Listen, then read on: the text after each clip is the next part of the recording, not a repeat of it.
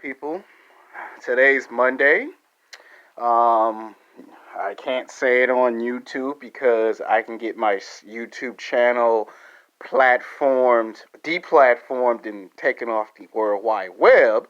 So there are certain things on the internet that I can talk about, and there are some stuff on the World Wide Web that YouTube has forbidden me to even open my mouth about. So I can't really be talking about the thing that's going around the world because the minute you even say its name, it's bye channel. So I have to watch what I say.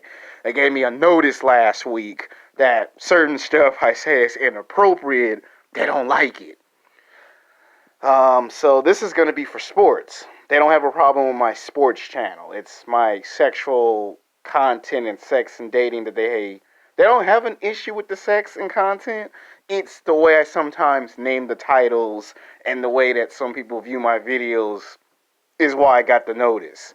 When you get a notice, that means you're stages away from being deplatformed and taken off the internet permanently. That's why I make multiple channels. That's not what you hear on my sports channel.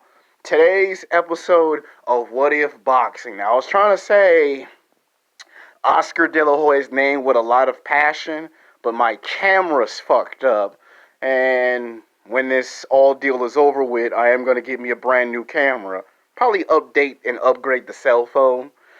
Alright, unboxing What If. Evander! Real Deal Holyfield versus Smoking Joe Frazier.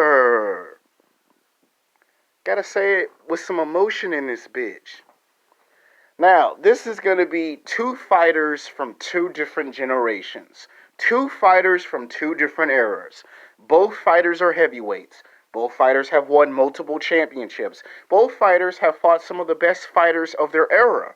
What would have happened if Evander, Real Deal Holyfield, ever got into a physical boxing confrontation with heavyweight champion legend Joe Frazier? The man famous and legendary for taking on Muhammad Ali in their first fight, and actually being the first fighter in history to beat Muhammad Ali and break his undefeated record.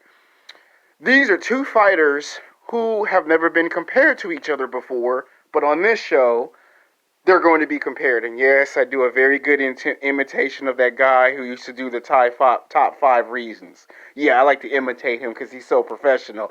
Alright. Evander started his boxing career in 1984. And in 1984, he got cheated out of a gold medal. He was supposed to win a gold medal, and they cheated him. And then in 1985, he turns professional. And remember I told you in the first episode of Boxing What If, remember I told you in that first episode of Mike Tyson versus Tommy Morrison, that there was a picture of Mike Tyson, Lennox Lewis, Riddick Bowe, Evander Holyfield, Riddick Whittaker in that picture in that Olympic Games of 1985. They were in that picture together. Yeah, he started his career as a cruiserweight. Yeah, a lot of y'all didn't know that he started off as the cruiserweight champion, and then he won the light heavyweight championship. So Evander actually won 2 championship belts and became the undisputed light heavyweight champion. He took the cruiserweight title and the light heavyweight title less than 6 months of each other and became the undisputed light heavyweight champion for about 2 years. And then in 1987 or 1988, Evander Holyfield had vacated those titles and put on some 35 pounds of muscle, and all of a sudden he was a heavyweight. Now, when he first got into the heavyweight division, people were not convinced that Evander Holyfield could even survive in what we call in boxing, wrestling, and martial arts, the land of the giants. They thought he was too big. They thought he was too overblown. You know, they didn't think he could do it. And he had his first heavyweight fight. He won his first fight. Then he won 2 fights. Then he won 3 fights. And they thought those were just lucky fights. Like, you're just lucky to put on 30 pounds and happen to win 3 fights in the heavyweight division. And it wasn't until he took on someone by the name of not James Toney, which we'll get to later, but he took on a fighter like James Toney with the same style, and that was James Buster Douglas. The man who knocked out Mike Tyson in Tokyo, Japan in 1990. So in 1991, Evander Holyfield knocked him out in 3 rounds, which we can argue it wasn't a knockout. James Buster Douglas laid down, so it wasn't a knockout. He just gave up in the fight, which to this day, boxing analysts and critics believe that had James had the same motivation and passion that he had when he beat up Mike Tyson, he probably would have beaten Evander Holyfield. We'll never know if that fight could have been very competitive. But he gave up in 3 rounds, and Evander Holyfield had won the undisputed heavyweight champion of the world. He unified the belts, the WBA, the WBC, and then Evander won the IBF championship and won 3 championship belts. Now, when he did have his first title defense, he would fight fighters like George Foreman, which, surprise, surprise, he survived 12 rounds. He beat George Foreman. He beat Larry Holmes. He fought Ray Mercer, Tony Tucker. He fought all these guys in the heavyweight division and was beating them. Like, he actually was literally beating these guys. And after Evander had 4 championship title defenses, in the middle of his 5th title defense, this was going to be the ultimate challenge to prove once and for all that Evander Holyfield was a real legit heavyweight champion. They were discrediting his wins against George Foreman, Larry Holmes, Tony Tucker, and Ray Mercer. They were discrediting those fights. And when he fought Riddick Bowe in their first fight, Riddick Bowe beat Evander Holyfield in a unanimous decision and took the championship belt from Evander Holyfield. And then when they had a championship rematch, Evander would fight Ray Mercer again and beat Ray Mercer, and the winner would have a shot at Riddick Bowe. And again, with Evander Holyfield, it seems like every time this guy gets a chance to redeem himself, something always has to happen bad to the poor guy. He was on the verge of losing to Riddick Bowe in their second fight until a guy with a parachute, God only knows where he came from, on a parachute, lands into a boxing ring in Las Vegas, Caesar Palace. They called him the Fan Man. And I don't know if he got the memo, but it was a live televised boxing fight on pay-per-view. It was the 4th round, and the fight got stopped. Like, they was going from 4 to the 5th rounds, and right in the middle of going into the 5th round, they had to stop the fight. And Evander Holyfield had to go into the dressing room because they had to figure out how to get the guy who got his parachute got stuck in the boxing ring. And it took them like almost an hour and a half, which an hour and a half turned into 2 hours to get him out of the ring. And you gotta remember, people paid money for this rematch. I mean, think about it. You're waiting 6 months to see 2 of the baddest, biggest heavyweights. At that time, it was Evander Holyfield and Riddick Bowe, because Mike Tyson was in jail, Lennox Lewis had just won a championship, and then got knocked out by Oliver McCoy, so you couldn't see Evander Holyfield versus Lennox Lewis, or you couldn't see Lennox Lewis versus Riddick Bowe because he had lost his championship belt when they were trying to set that fight up. Lennox lost the belt, Evander lost the belt. Evander was trying to get the belt back. Lennox was trying to get his belt back. So early 1990s, you could have seen that fight, and Evander probably would have beaten Lennox Lewis in his prime. I'm talking about they would have been in their primes at this point. But we'll get to Lennox later in the story. And what do we see? We see Evander takes the championship belt back and becomes a 2-time reigning undisputed heavyweight champion of the world. Then he goes on to have a title defense. He beats this no-name contender. And then while having his second championship title defense, his second reign as champion, he loses to Michael Moore. Like, he literally loses to the guy and loses the belts. And Michael Moore goes on to fight George Foreman, and we all know what happened because I talked about it in the series. George Foreman knocks out poor Michael Moore with those haymakers. Just knocks him the fuck out. You gotta remember, I'm like 8 or 9 years old when this shit happens. I mean, shit, Michael Moore got knocked the fuck out. Like George Foreman knocked him out clean. You know, he's beating up George Foreman for 10 rounds, and then you get knocked out. Like, man, you lost the championship belt and you got knocked out. That ain't good. That don't feel right. And to this very day, when you walk up to Michael Moore and you bring up that story, don't be surprised, don't be shocked when Michael Moore looks at you with that stern look and go, you better get out of my face, man. Because to this day, and it's like 20 years later, and he's still upset about that fight. Because he don't see how he could have lost a championship fight against George Foreman. You bring that fight up to George Foreman, and George Foreman starts smiling. So, yeah. So like I was saying, excuse me, Evander loses to Michael Moore, and George Foreman wins the championship belt. We see Evander Holyfield versus Riddick Bowe Part 3. Now, Evander Holyfield loses that fight too because he had some health issues. So Riddick won that fight. And then 6 months later, we get Evander Holyfield versus Mike Tyson, the fight that everyone wanted to see in the first place. They was trying to set up Riddick Bowe versus Mike Tyson, but at that point, it was Riddick Bowe versus Andrew Galata, and we all know that Andrew Galata hit him below the belt, and, you know, Riddick Bowe was injured after that. Evander beat Mike Tyson in the first fight, shocked the whole world. Like, for 11 rounds, he knocks Tyson out, takes Tyson's championship belt, the only belt Tyson had at the time, and makes himself a 3-time world champion. And then, what do we see? We see a part 2, Evander versus Mike Tyson 2 in 97.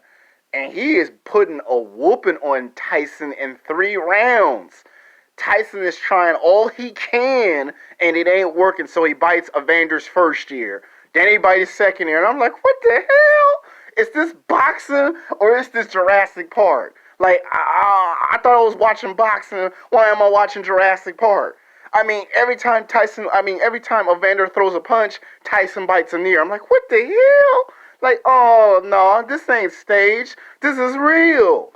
I mean, and you can see the look on Evander's face like, mother, you gonna bite my ears?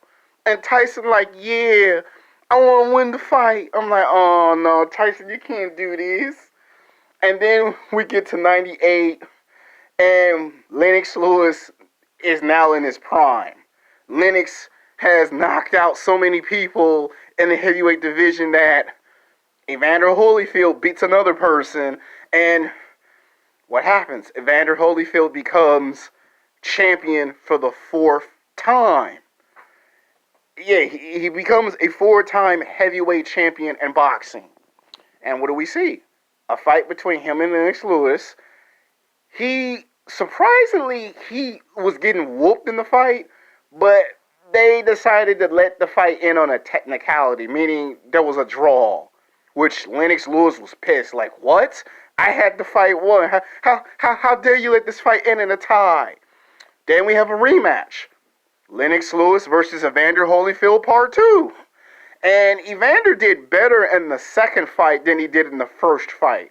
But this time the judges didn't see it the way that we thought we should have saw it. So Lennox ended up becoming our new reigning, defending, undisputed champion of the world. Then we see we see his ability to fight decline. Like, he was no longer the fighter in those late 80s, early 90s that we know him for. Then we saw him fight some no-names. Then we saw him fight James Toney in 2002, suffer a huge defeat. You know, then he fights all these other fighters. And then we enter into the era of the Klitschkos, where he's fighting Klitschko fighters. He's fighting guys that are like Waldemar Klitschko, Vitaly Klitschko, and he's losing these fights. And then, you know, he starts to get into a depression. You know, there's the drinking, there's the depression. Then all of a sudden, we don't see him box in 2003, 2004. Like, we don't see him for 2 years and 6 months. He makes a return to boxing in 2007. And he starts wrapping up wins. All of a sudden, he starts returning back to the Evander Holyfield that we know. Gets a championship shot in 2008, loses. Fights again in 2019, loses, and then in 2010 gets his last and final shot at a title, and he managed to make himself become a 5-time heavyweight champion. Now, most people know that Evander Holyfield won the title 4 times, but he actually did win a championship. He did win a heavyweight title the 5th time, but it gets dismissed and gets credited because it's not the IBF or the WBC or the WBA. It's just the International Heavyweight Championship. But he does go on in the history to become a 5-time world heavyweight champion. And now when you think about it, if you go back to when Muhammad Ali said it, Muhammad Ali said someone would have to win the heavyweight title 4 times, 5 times to be better than the greatest of all times. But you already know that no one's ever going to give Evander the credit he deserved because in his first title reign, it was short-lived. His second title reign was shorter than his first reign. His third reign was just like his first title reign. And in his 4th title reign, he managed to try to make it long, but you could tell in all those reigns, they were never going to last longer than how the first one did. His 5th title reign was he just had 2 title defenses. And then in 2011, he decides to retire from boxing. Because at this point, he's been boxing for like 30 years. He's in his 50s. And there's nothing left for him to prove. And you could tell that the fighter that he once was, he just was not the same. Like, you just never thought that a person of his stature would be reduced to this. I mean, he almost played football and decided to go with boxing. So if you think about it, he won 3 championships in 3 different weight classes. And he boxed for like 30 years, which at that time, not too many fighters in boxing history done. So you do the math on that. Now, Joe Frazier. Joe Frazier started his boxing career in 1964. Now, in 1961 or 1962, he did try for 2 years to try to get a gold medal. And the same thing they did to poor Joe Frazier, they did to Evander Holyfield. They cheat him out of a gold medal. You know, he won a gold medal, but they did cheat him the first time. And in that same year, he turns professional. And when he comes in the heavyweight division, he comes in like at 5'9", 5'10". He's between 210 and 220 pounds. And you got to understand, he had a hard life in Philadelphia. He's from East Philadelphia, okay? Same place that Bernard Hopkins is from, Joe Frazier is from. And he had a hard life growing up. He didn't get to go to Disneyland. He didn't get to go to the nightclubs and the bars and dance with all the cute girls. It was go to school, go to work. Go to school, go to work. Work, go to school. That's what it was for Joe Frazier. It wasn't until he became a professional boxer and he had an undefeated record. He was 10-0. Then he was 15-0. Then he was 20-0. By the time he was 24-0, he had became the #1 contender for the heavyweight championship and was on the verge of taking on Muhammad Ali. Ali got stripped of his championship belt because he didn't want to take part in the war. And Joe Frazier won the championship belt and was champion. And then all of a sudden, we had to wait almost 2 years or 3 years for these two guys to fight each other. All of a sudden, it's 1970. And we call this fight, I think they call it the fight of the century, Muhammad Ali versus Joe Frazier. Like, it took 3 years for this fight to happen. My dad said they saw the commercials. I'm Muhammad Ali. I'm the greatest of all times, man. I'm bad, man. Put me on the airplane and I'll fight Joe Frazier for free, man. It don't matter to me. In the ring, a boxing ring, on the street, I'm the people's champion. Call 8100-COLLECT. Fight Muhammad Ali. I'm the greatest of all times. Joe Frazier ain't nothing. He's a chump. I'm the real champ. I'm Joe Frazier. Muhammad Ali, tell the truth. I'm the one that paid your bills and your taxes. I'm the one that paid your bail money. I'm the one that made sure you didn't stay in jail longer than past 3 years. Tell the truth. I'm the real champ. But like almost 3 years, they would have commercials bagging on each other. I mean, if you just look at today's hip-hop and you look at how they was dissing each other in TV commercials, it almost sounds like Tupac and Biggie would be boxing. Just think about it. It was like Tupac and Biggie of boxing. Not to say that they're Tupac or Biggie. I did a reenactment so you can see how funny and how insane it was that it took 3 years for these two to fight each other. Oh, and they did. And Joe Frazier did something in boxing history that only a few fighters are able to do. He actually hit Muhammad Ali, knocked him down twice in a fight, and then beat him in 15 rounds and retained the heavyweight championship. And Muhammad Ali was embarrassed because nobody had ever gotten a punch on Muhammad Ali. No one had ever been able to tag Ali, hit Ali the way Joe Frazier did. The way he was bobbing and reebing and tagging him with the right, tagging him with the left, beating him up in the corner, showing that I don't care who you are, I ain't scared of you. And of course, Joe Frazier gets knocked out in the next fight. Who does he go up against? George Foreman. Gets knocked down 4 times, loses the championship belt. And then a year and a half later, what do we get? Ali versus Frazier Part 2. Ali does better in the rematch. Ali's faster. Ali's stronger. Ali's dominant. And Joe Frazier is confused and not knowing what to do. Some argue that Joe Frazier was injured in that fight because he still hadn't recovered from being knocked out by George Foreman. And Ali beats George Foreman for the championship belt in 1975 and defends it in 1976. And what do we get in 1975? We're going into 1976. We get Ali versus Frazier Part 3, Villa in Manila. And it's kind of disrespectful when we say it, but when Ali say it, it wasn't. But some people to this day now, when they think about it, it's disrespectful the way Ali said it. I'm going to fight in Trilla, Manila, because I'm going to get the gorilla, because I'm the greatest of all times, man. I'm bad, man. I'm the heavyweight champion. The champ is here. Ali would do all of that. And Joe Frazier, and what you got to understand, Joe Frazier gave Muhammad Ali trouble in the third and final fight. Like, he was just hitting Ali with some hits that was a resurrection of their first fight. And surprise, surprise, Joe Frazier was so hurt in that fight, Ali managed to win the second fight and retain the championship belt. Of course, George Foreman would fight Joe Frazier in a rematch, and Joe Frazier would get knocked out again, which in 1977 he had to retire from boxing because why? He just wasn't the same fighter that he was in the beginning. You know, he took so much damage in these fights that he just couldn't be the guy that he once was. He only was reigning undisputed heavyweight champion only one time in his boxing career. Of course, Joe Frazier's career was short, but he eventually, in the 80s, he became a boxing commentator. You know, during those 80s. His son tried to box.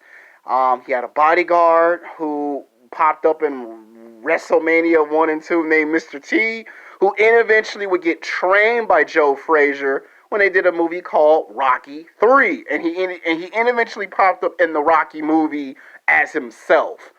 So, yeah, outside of boxing, he got into the movies, the television shows, the commercials, and became a boxing analyst and wrote some books.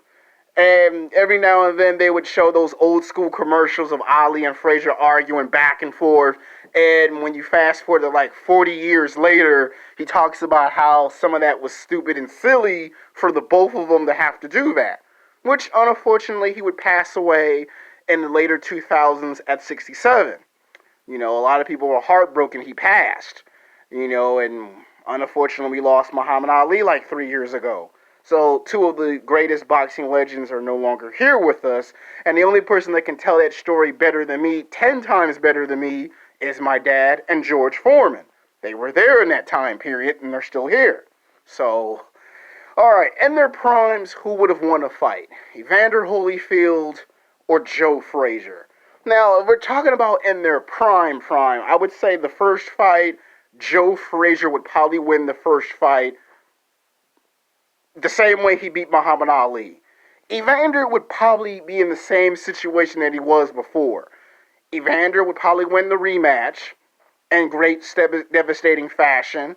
Now, the third fight, I think this would probably be the first time in boxing history that Evander would be able to adapt to the style of Joe Frazier.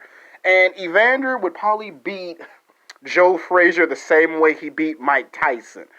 I mean, if you look at the way Tyson just comes in and just starts tagging, Joe Frazier would do that. Just come in and start hitting you like a tank. Evander would take an advantage of that because in some of Evander Holyfield's later fights, Evander was taking ideas from Muhammad Ali's rope-a-dope and was kind of rope-a-doping opponents later in his fights. So naturally, Evander would probably win twice in this encounter. The only way Joe Frazier would probably win is if he just right out of the gate in the first 5 rounds put Evander Holyfield away. The faster Joe Frazier puts you away, the quicker he wins the fight. The longer the fight drags out, it goes into the favor of Evander Holyfield. Later rounds, Evander got more momentum in fights. A prime example of this is the 3 fights with Riddick Bowe. Evander was able to last such a long time in their first fight that boxing commentators said 15 rounds won't do it, 20 rounds for these two, because Evander had so much stamina that he was able to keep up with Riddick Bowe. The rematch, he was able to keep up with Riddick Bowe. It's the 3rd fight where you could see his physicality started to fall apart. Both fighters' physicality fell apart. So I think in their primes, you're going to see 3 fights, and Evander might win 2 out of the 3.